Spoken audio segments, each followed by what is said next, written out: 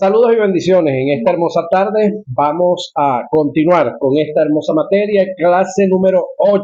Estamos en lo mal denominado guerra espiritual, que hemos demostrado que no hay tal cosa como guerra espiritual, pero sí un conflicto entre dos reinos. Los únicos dos reinos que existen sobre el globo terráqueo. El reino de la luz, cuyo rey es Cristo, el reino de las tinieblas, cuyo rey es Lucifer o Satanás. Continuamos entonces con esta área en la cual nos estamos desarrollando. Engañador, hablando de Satanás. Segunda Corintios 11:3, Primera Timoteo 2:14 y Génesis 3:13. Vamos a desarrollar este tópico. Engañador. Es aplicable a quien practica y vive en el engaño. Vamos a estudiar el engaño y la motivación detrás del mismo, que aquí es donde está el detalle. El engaño del griego planao, en castellano planes. El engaño es la estrategia o la planificación cuidadosa que lleva a la persona al error para mantenerlo errante y sin propósito, es decir, vago, delincuente. Satanás, con su habilidad de engañador, te hace creer una mentira como si fuera una verdad. Lo hizo con Eva y es el trabajo con la iglesia. Otra cosa que la iglesia caiga en el enredo, ¿no? Pero temo que como la serpiente con su astucia engañó a Eva, vuestros sentidos sean de alguna manera extraviados de la sincera fidelidad a Cristo. Segunda a Corintios 11:3. Cuando el engaño viene de Satanás, es aplicable a la sutileza que él tiene de presentarte una mentira con la verdad, con el fin de sacarte de la voluntad de Dios. Satanás es tan sutil para engañar que puede utilizar la obra de Dios y su palabra para sacarte de su voluntad. Esto indica que podemos pasar 40 años bajo el engaño de Satanás haciendo la obra de Dios, oiga esto, pero sin hacer la voluntad de Dios. Ahora, para Dios cuenta no que hagamos su obra, sino que hagamos su voluntad. Es lo que Dios ha determinado hacer con cada uno. Él tiene un quehacer con cada uno de nosotros. Muchos de nosotros hemos comenzado en un área para ser preparados y luego ser llevados a otra área. Es el caso, pudiéramos decir, de Pablo, el cual sus inicios ministeriales, ¿quién puede, aunque la Biblia no dice cuáles fueron sus inicios, pero es fácil entenderlo? Es decir, si se convierte a Cristo y se va a un lugar donde no hay creyentes, pues tuvo que evangelizar. Por lógica, entonces, se desempeñó como evangelista. Luego de que de que Dios Espíritu Santo convence a un grupo de personas de pecado, de juicio y de justicia, se hacen creyentes, los tuvo que pastorear. Por supuesto, entonces ejerció el pastorado. También entendiendo y siendo dirigido por Dios al ámbito profético, tuvo que desempeñarse y moverse en el ámbito profético. Al final de haber ejercido los 4 ministerios principales, como el evangelístico, el pastorado, el de maestro y el de profeta, es llamado, luego de 17 años trabajando con estos 4 ministerios y mostrando el resultado, trabajando en éxito, es llevado al ministerio del apostolado para llevar a cabo ese servicio en esa otra dimensión. Ahora, entendiendo todas estas verdades, cada uno de nosotros tenemos un quehacer, cada uno de nosotros tenemos un desarrollar y hay un propósito de Dios para nuestras vidas. Está en nosotros, en oración, en intimidad, en esa íntima comunión con el Espíritu de Dios, dejarnos guiar al área que Él determine con cada uno de nosotros. Ahora, Es paradójico decir que desde el punto de vista satánico, el engaño se puede presentar dentro de una verdad. El engaño se puede conseguir aún en las en las cosas buenas que Satanás te presenta. Pero su fin es el caos total. Tenemos el ejemplo más claro en la tentación de Jesús. Satanás le ofreció todo lo bueno usando la palabra de Dios, pero el fin y el propósito era la destrucción. Nunca olvides jamás lo que Satanás te ofrece será mejor de lo que Dios te ha lo que Dios te ha dado. Nunca las ofertas de Satanás vienen sin el mal incluido. Todo lo contrario a lo de Dios. La bendición de Jehová es la que enriquece y no añade tristeza con ella. Proverbios 10:22. Satanás, para entrar en el área del engaño, lo hace con astucia, que viene siendo la forma sagaz y manipuladora como él se presenta sin ningún tipo de sospecha. A veces se requiere del discernimiento del espíritu para descubrir su estrategia. Tentador, Mateo 4:1-11. Para poder entender a Satanás como tentador, debemos hacer un análisis de la tentación en toda su faceta. En este capítulo, vemos a Satanás, vamos a analizar la diferencia entre la tentación y la persecución, el ataque o arremetida, que es la tentación, los pasos para la tentación, las puertas para la tentación, las concupiscencias y la tentación y la autoridad que tenemos sobre la tentación. Diferencia entre la tentación y el ataque. Analicemos este detalle.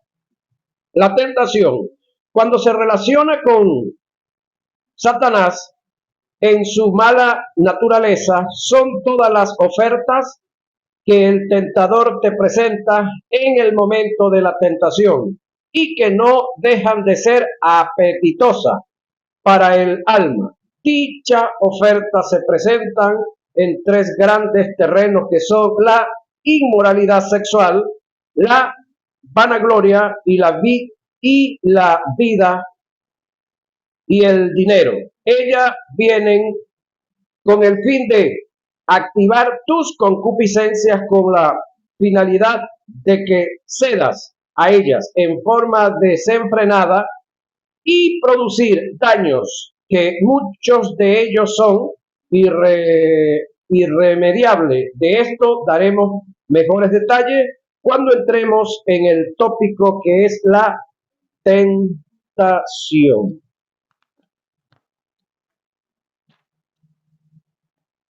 El ataque es la persecución que Satanás produce trayendo desajustes en la vida del creyente, con el fin de detenerlo o hacerle oposición en el avance del establecimiento del reino de Dios. Dicho ataque se presenta en varios campos: en el desajuste financiero, en una enfermedad, en conflictos entre la familia, posibles tragedias, entre otros. Hay que tomar en cuenta que el ataque o persecución viene por no haber cedido a la tentación. Si Satanás logra sacarte del medio con la tentación, él no tiene por qué atacarte. Logró su objetivo en la tentación. Todos los desajustes antes nombrados por causa del ataque vendrán como consecuencia por haber cedido a la oferta que te presentó en la tentación. Esta es la causa por qué Satanás ataca a Job, porque el patriarca en ningún momento se dio a las ofertas que Satanás le presentó en la tentación para corromperse. Job era un hombre justo, recto, temeroso de Dios y apartado del mal. Todo ataque viene por causa de no ceder a la tentación. ¿Qué es la tentación?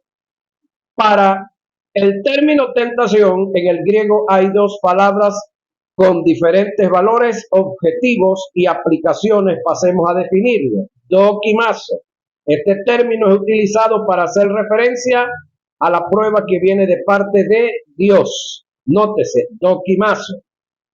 No con la finalidad de destruirte, sino de hacerte ver la falta de madurez que tienes en el área donde se te está probando. Es decir, la tentación es probar el carácter de la persona con el propósito de fortalecer su vida, exponiendo los defectos latentes en su carácter a fin de que puedas madurar, y al descubrir la inmadurez, Dios pueda ascenderte y promoverte en el reino hacia mayores beneficios.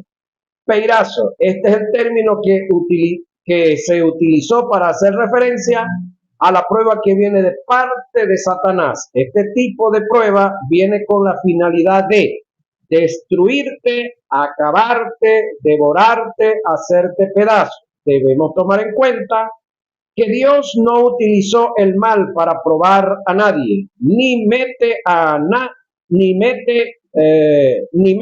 en la tentación a nadie. Los casos de Job y Pedro están muy aislados de la realidad y ajenos a la nuestra. Nunca te compares con gente que vivieron en otra dispensación. Nosotros estamos en un nuevo pacto, en la dispensación de la gracia, con mejores privilegios y mejores promesas. Tentación no se limita a lo malo. Lo malo es un tipo de tentación. Tentación es todo aquello que Satanás te presenta, sea bueno o malo, para sacarte de la voluntad y del propósito de Dios. Satanás puede valerse de lo que sea con el fin de captar tu atención y sacarte de los designios de Dios. Esto indica que tú puedes estar recibiendo algo que te da paz, que no sientes ninguna reprensión, y con todo y eso no es de Dios, sino una oferta que Satanás te hace en una forma muy sutil. El tentador como engañador te puede presentar lo bueno, incluyendo la obra de Dios, la palabra de Dios que nada de eso está en contra con el carácter de Dios, pero su fin es sacarte de la voluntad de Dios. Esta es la causa por la cual el apóstol Juan escribe a su primera. Esta es la causa por la cual el apóstol Juan escribe en su primera carta, pues si nuestro corazón no nos reprende, mayor que nuestro corazón es Dios, y Él sabe todas las cosas. Primera de Juan 3:20. Quiere decir que cada vez que vengan ofertas, debemos de consultar con nuestro líder principal, con el que está escrito de él. Él los guiará a toda la verdad, nuestro hermoso Espíritu Santo. En lo antónimo se cumple el principio: si nuestro corazón no nos reprende, Dios es mayor que nuestro corazón. Él escudriña todas las cosas. Esto indica que para tomar decisiones no me debo confiar en lo absoluto en las buenas ofertas que se me presentan o de la paz que siento en el corazón, porque detrás de todo esto puede estar el engaño de Satanás y la tentación incluida, y por consiguiente la destrucción. Siempre para tomar decisiones determinante, debo ser dirigido por el Espíritu Santo de Dios. La tentación y la concupiscencia. Definamos qué es concupiscencia. Concupiscencia es el término griego epitumia, que indica todo deseo desenfrenado de cualquier tipo, sea bueno o sea malo. El término no solo se aplica a lo malo, sino a lo bueno, a los buenos deseos. Este fue el término que utilizó Jesús cuando dijo: cuánto he deseado comer con vosotros esta Pascua antes que padezca.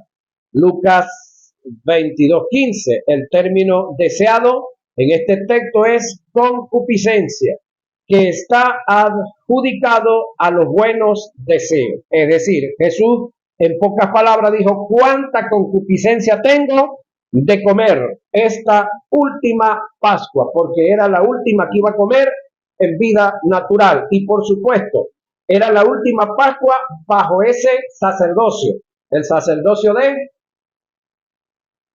Aarón. Para entonces iniciarse, y en esa misma Pascua se instituye lo nuevo. ¿Qué es lo nuevo? La cena para los santos, bajo un nuevo sacerdocio. Cuando el término concupiscencia tiene relación con la tentación, es aplicable a las ofertas que Satanás presenta por causa de tus buenos o malos deseos que están en el alma y que al ser activados por la tentación te sacan del propósito de Dios. Las puertas para la tentación, señoras y señores, según lo dicho por el apóstol Juan, en primera de Juan 2:16, Satanás cuenta con 3 puertas para presentar la tentación: los deseos de la carne, los deseos de los ojos, la vanagloria de la vida. Estas son las 3 puertas para la tentación. Los deseos de la carne. El árbol era bueno para comer en cuanto a Adán, ¿no?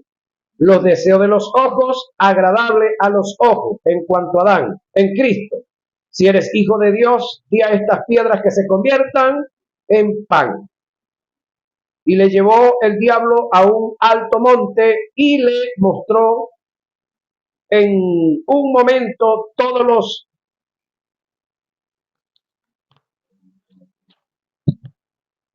reinos de la tierra y por supuesto la gloria que dan ellos, ¿no? En cuanto a Jesús. En cuanto a Adán, codiciable para alcanzar la sabiduría, es decir, sino que comiendo serán semejantes a Dios, conociendo el bien y conociendo el mal. Si eres hijo de Dios, échate de aquí abajo, porque escrito está: a sus ángeles mandarás acerca de ti que te guarden. Estas 3 puertas las utilizó en Adán, también las utilizó en Cristo y también las va a usar con Juan, con Pedro, con Petra, con Ramona y con todos los que estemos en Cristo, ¿no? Ahora, y en Jesús pasemos a estudiar y a comparar el paralelismo que hubo en ambas tentaciones. Si analizamos en ambas tentaciones, hay denominadores comunes que Satanás usó y sin lugar a duda lo usará en nosotros o en nuestra contra, los cuales son los deseos de los ojos, los deseos de la carne y la vanagloria de la vida. Los deseos de la carne, el término carne en este caso es subjetivo, como suele serlo cuando se usa con deseo. Así pues, el significado no es deseo por la carne, sino los deseos que tiene la carne o los deseos que se basan en la carne. La carne no indica el cuerpo material, se adjudica a la naturaleza vieja del hombre y tiene que ver con el placer físico. Los deseos de los ojos tiene que ver con todo lo que Satanás te presenta a través de los sentidos físicos captar tu atención, llevándote a la meditación para después llevarte a la acción. Deseo de los ojos.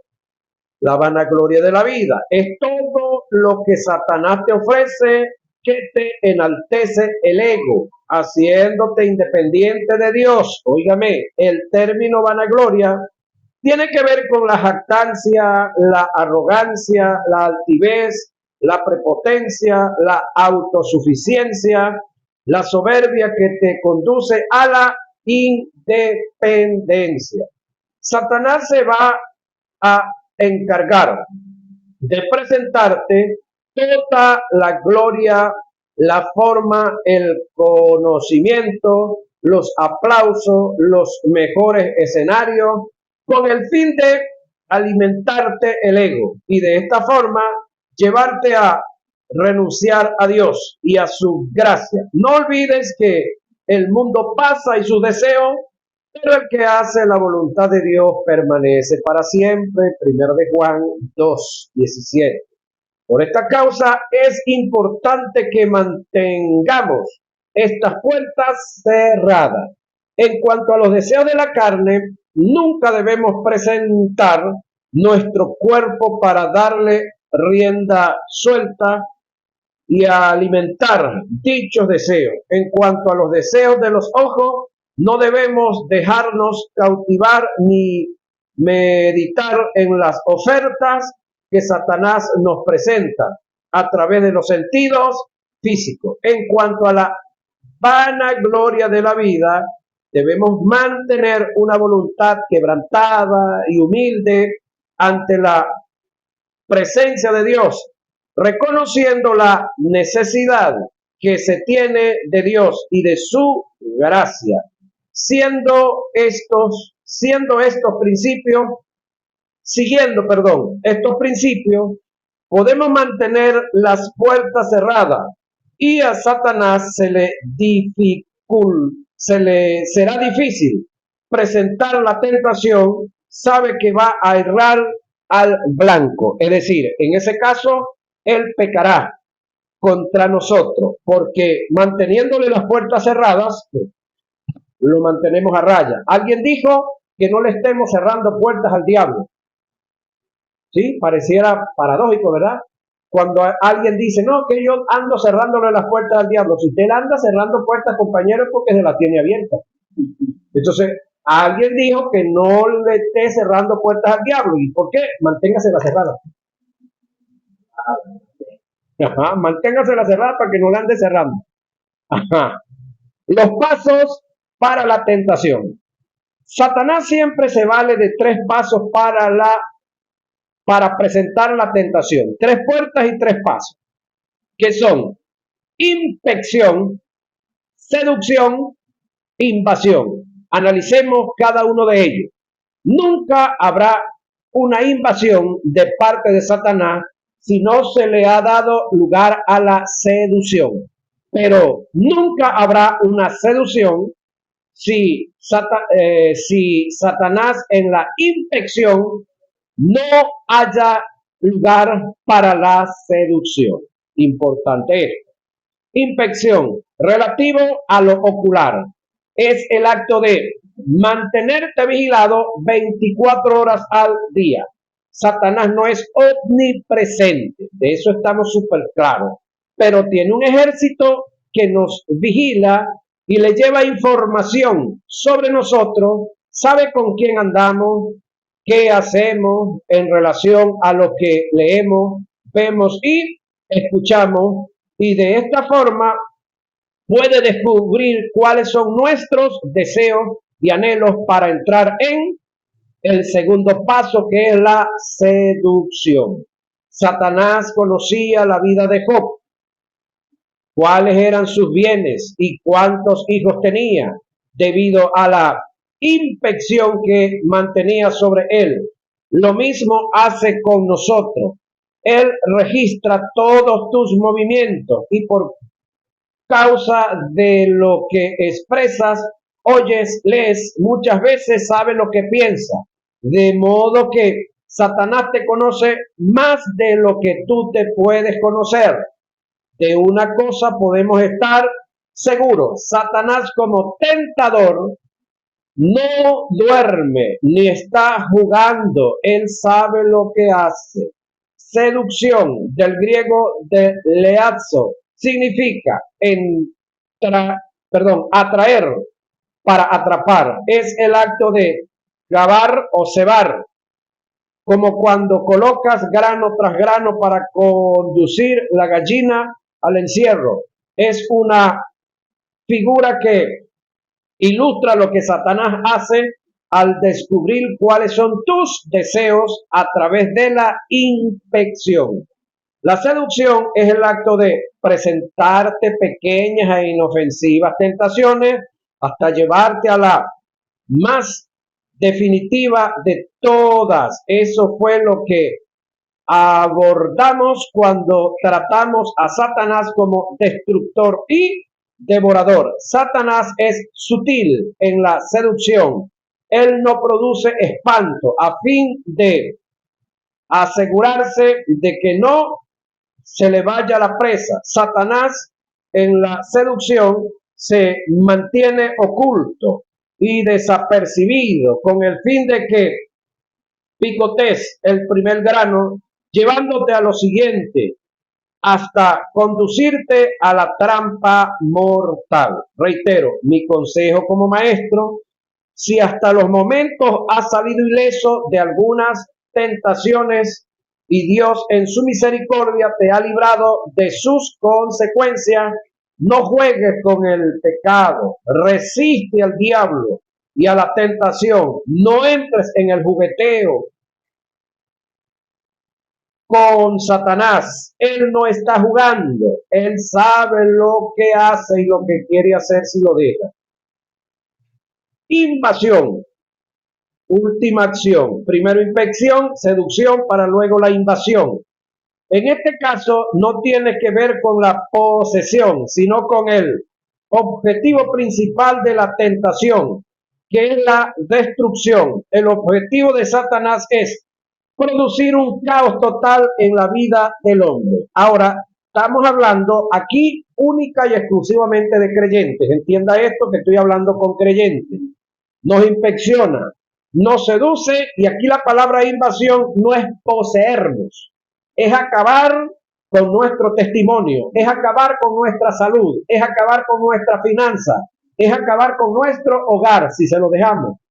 Es acabar con el derecho que tenemos para ejercer un ministerio, no con el ministerio. El ministerio no puede tocarlo y nuestra vida espiritual tampoco la puede tocar.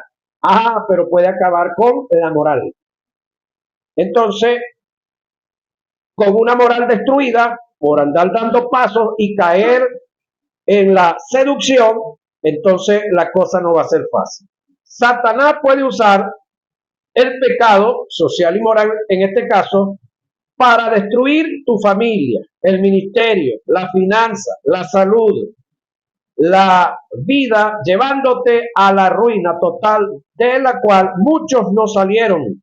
El caso más triste registrado en las escrituras es el de Sansón, que por entrar en el jugueteo con el pecado fue destruido, y aunque su espíritu fue salvo, su vida fue cortada. Es triste cuando la vida de un hombre es destruida por causa del pecado. No permitas que esto suceda con tu vida. No dejes que Satanás te invada, o lo lamentarás por el resto de tus días. Satanás está limitado como tentador. Muy importante saber esto. Sí. Satanás está limitado como tentador. Es decir, él no puede hacer todo lo que le venga en gana con nosotros. No, Satanás no es un ser supremo o soberano para obligarme a hacer cosas que yo no quiera, ni siquiera Dios lo hace, mucho menos Satanás tiene potestad para hacerlo. De modo que Satanás solo tiene permitido presentar la oferta de nosotros. Depende si la tomamos o la dejamos. Eso lo digo porque hay hermanos que dan razones equivocadas para excusarse ante el pecado, razones que voy a descartar a continuación. Somos pecadores, es lo que dicen algunos. La Biblia no dice que somos pecadores, lo que sí dice es que sí pecamos, que es otra cosa. La posición que las escrituras nos dan como hijos de Dios es de justo, de modo que no es la condición de pecador lo que me lleva a pecar, porque yo no soy un pecador, yo soy la justicia de Dios en Cristo Jesús. Nosotros como hijos de Dios no somos pecadores, nosotros pecamos, lo cual es muy diferente. Los únicos que tienen derecho a pecar son los que son justificados. Los injustos no pecan, ellos son pecadores. El germen del pecado está en ellos. Es más, le digo algo. Para efectos del mundo, todos los pecados sociales y morales no se le cuentan como pecados ni los llevan al infierno. ¿Sabía eso? Para los inconversos, los no nacidos de nuevo, todas las obras inmorales y asociales que ellos hagan no se les cuentan como nada. No tienen ningún valor para el mundo espiritual. Es decir, no existen, no están en la lista. Porque a ellos los tiene muertos en delitos, es el pecado, no son los pecados. Ahora, el mundo como mundo no puede pecar, está en pecado. Pero tú y yo, como justos, como hijos de Dios, como libres de el pecado, sí se nos cuentan como pecado cuando económicamente hacemos cosas incorrectas, cuando moralmente hacemos cosas incorrectas, cuando socialmente hacemos cosas incorrectas, sí se nos cuentan como pecado a nosotros. Es decir, tenemos el privilegio de pecar, pero y el mundo no. Ajá, ok. Pero el mundo no tiene el privilegio de ser justo, de ser hijo de Dios, ¿sí? De tener un hermano mayor llamado Jesucristo, de tener un Espíritu Santo que nos redarguya o nos corrige o nos exhorta o nos ilumina las verdades que están en la Escritura. Por esa razón, pues, al mundo Satanás no lo anda infeccionando, no lo anda tentando porque es que lo tiene en sus manos. Lo tiene en sus manos. Lo usa como quiere y hace con ellos lo que le viene en gana. Ahora, con nosotros, él quisiera. Si lo logra hacer, es porque usted y yo nos rendimos. Es porque usted y yo tenemos las puertas abiertas.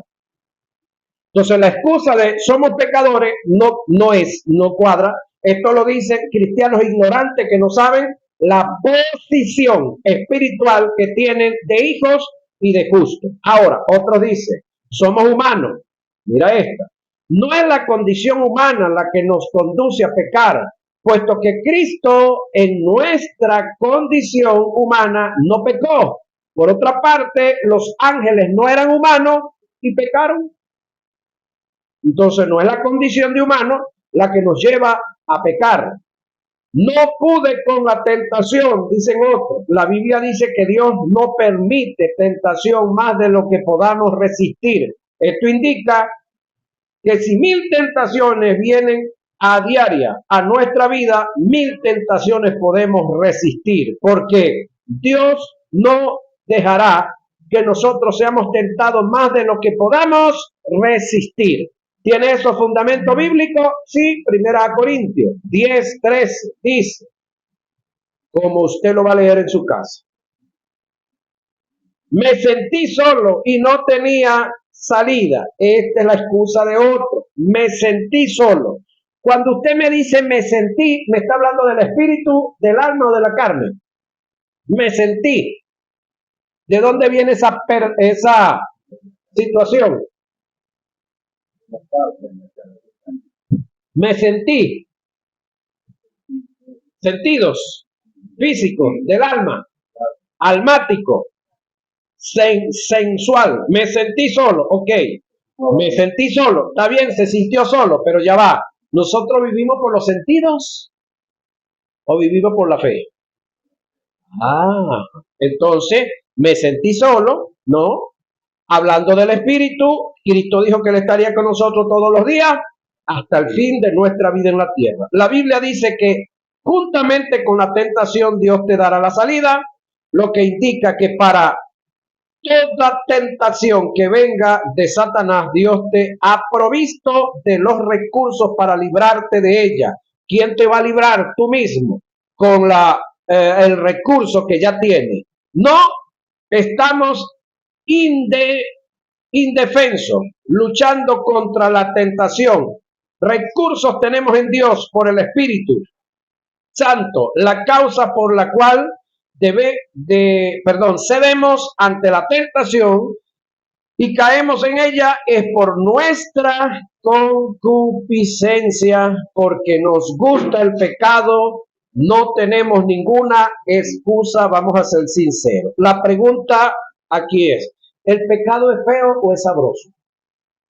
Sincero, vamos a ser sinceros. Que tú nunca has pecado, ¿verdad? Ustedes no saben de eso. Bueno, si el pecado fuera feo, nadie lo hiciera. ¿Quién anda por ahí comiendo ajenjo? ¿Quién anda comiendo por ahí? ¿Cuál es el otro que es más amargo? Ajá. El pecado es sabroso, sí, pero las consecuencias son feas. Ahí es donde está el detalle. Entonces, por respeto a Dios primeramente y a nosotros mismos, entonces con todo lo bello y lo chévere y lo hermoso que pueda hacer, no me conviene. Ahí tenemos que aprender de Pablo. Todo me es lícito, pero no todo me conviene. Todo me es lícito, mas no todo edifica. Todo me es lícito, pero yo no me dejaré. ¿Cómo se llama eso? Dominio propio, sentido de conveniencia. Yo no me dejaré dominar de tal oferta. Satanás trabaja en la reciprocidad. Oigan esto, hombres y mujeres que trabajan en diferentes áreas de la vida. Satanás trabaja en la reciprocidad. Satanás te va a atacar conforme tú lo ataques. Así que cuando usted ve un hombre o una mujer que tiene un ministerio de liberación y se la pasan aguerridamente guerreando mucho con Satanás, pero no lo conocen, compañeros, eso es delicado.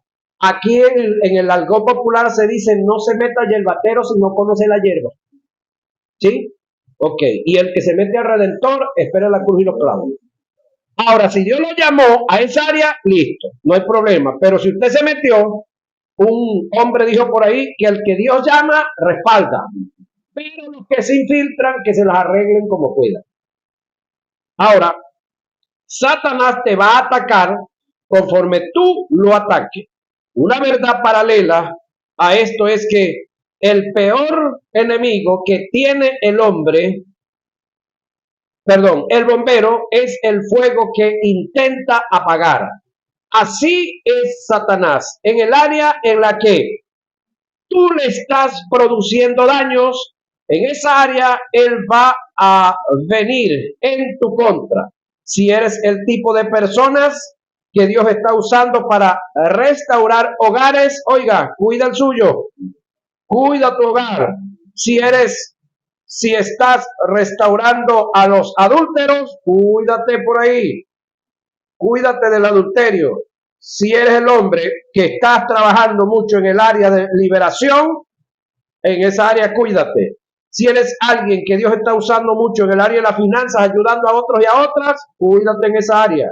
Satanás va a tratar, no es que lo va a hacer, lo hace si usted y yo nos rendimos. Va a tratar de darte una taza de tu propio chocolate. Así que cubre las áreas en las que estás cubriendo a otros. No te descuide. Y recuérdate que lo que nosotros estamos haciendo es por otros. Normalmente, todo lo que nosotros estamos llevando a cabo es por otros y otras. Él tentó a Jesús con la palabra no antes de que Jesús le presentara la palabra. En la tentación, operó en la reciprocidad. Él es experto en esa área. Cuidémonos. Poder para librar la batalla. La predicación del Evangelio que se relaciona con el apresto del Evangelio sin la manifestación del poder del Espíritu Santo es una religión más. Oiga esto, reitero lo dicho. La predicación del Evangelio que se relaciona con el apresto del Evangelio sin la manifestación del poder del Espíritu, y cuando hablamos de la manifestación del poder del Espíritu nos referimos a amor, gozo, paz, paciencia, benignidad, bondad, fe, mansedumbre y templanza. No estoy hablando de meramente hablar en lengua o danzar o algunas otras cosas. Ahora, la predicación del Evangelio sin esa hermosa manifestación del Espíritu Santo es una religión más. Pablo dijo, así que hermanos, cuando fui a vosotros para anunciaros el Evangelio de Dios, no fui con excelencia de palabras o de sabiduría, hablando desde el punto de vista humano.